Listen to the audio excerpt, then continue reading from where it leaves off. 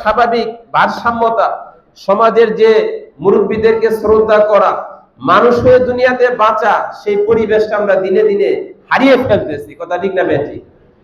এখন যদি আমরা এই কথা বলি, এখন যদি আমরা আমাদের সন্তানদেরকে দিনী শিক্ষায় শিক্ষিত না করি, আপনাদের নাতি আপনাদের নাতিন তাদের যেই প্রজন্মটা আসবে, আপনারা তো মাশাআল্লাহ এখন টুপিদারি নিয়ে রাস্তায় চলেন।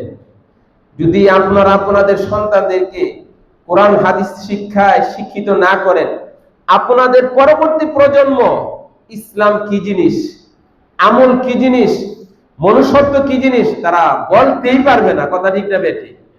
নারায়ণগঞ্জের অন্যতম মুরব্বী, ডিএটি মসজিদের সুনামধন্য খতিব, হাজিবার মাদ্রাসার প্রতিষ্ঠাতা মুহতামিম মাওলানা আব্দুল আওয়াল সাহেব একদিন বলছিলেন, যদি বাংলাদেশে 10 থেকে 15 বছর মসজিদের বয়ানগুলো বন্ধ থাকে, মসজিদের বয়ানগুলো বন্ধ থাকে, কোনো ওয়াজ মাহফিল যদি না হয়, একজন আলেমও যদি তার জবান থেকে যদি কোরআনের কথা না বলে, হাদিসের কথা না বলে, এই 10-15 বছর পরে এই দেশে মানুষ পাওয়া যাবে না। মানুষ থাকবে, মানুষের চরিত্রগুলো চতুষ্পদ জানোয়ার, কুকুরের মতো হয়ে যাবে। ভাই কথা ঠিক না বেঠিক?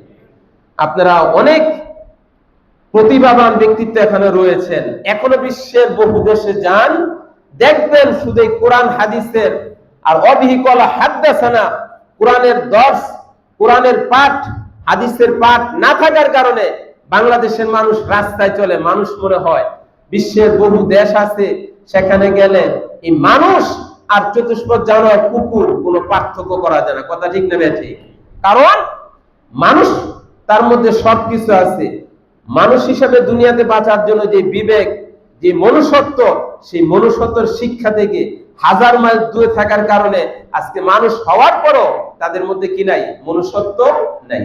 এই জন্য মুহতারাম হাজিরিন, আমি যে আয়াতটা পড়েছি, এই আয়াতটা তো খাস একটা ব্যাখ্যার ক্ষেত্রে, ইন্নাল্লাযীনা ক্বালু রাব্বুনাল্লাহ, নিশ্চয় যারা বলে আমাদের রব আল্লাহ, যারা এই কথা বলে আমাদের রব কে? আল্লাহ। এই আল্লাহ বলে সুম্মাস্তাকামু, এই কথার উপর ইস্তেকামাত থাকে।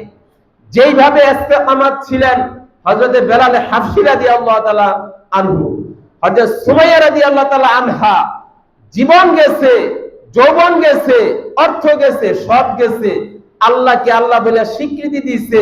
তারপরও আল্লাহর নবীর দিকে তাকাইয়া, পরকালের দিকে তাকাইয়া, কোরআন হাদিস তাকাইয়া জীবন গেছে, জীবন চলে গেছে, তারপরও কাফেরদের সামনে ওই গাইদুল্লাহ আর খোদা বলে নাই। কথা ঠিক না বেঠিক?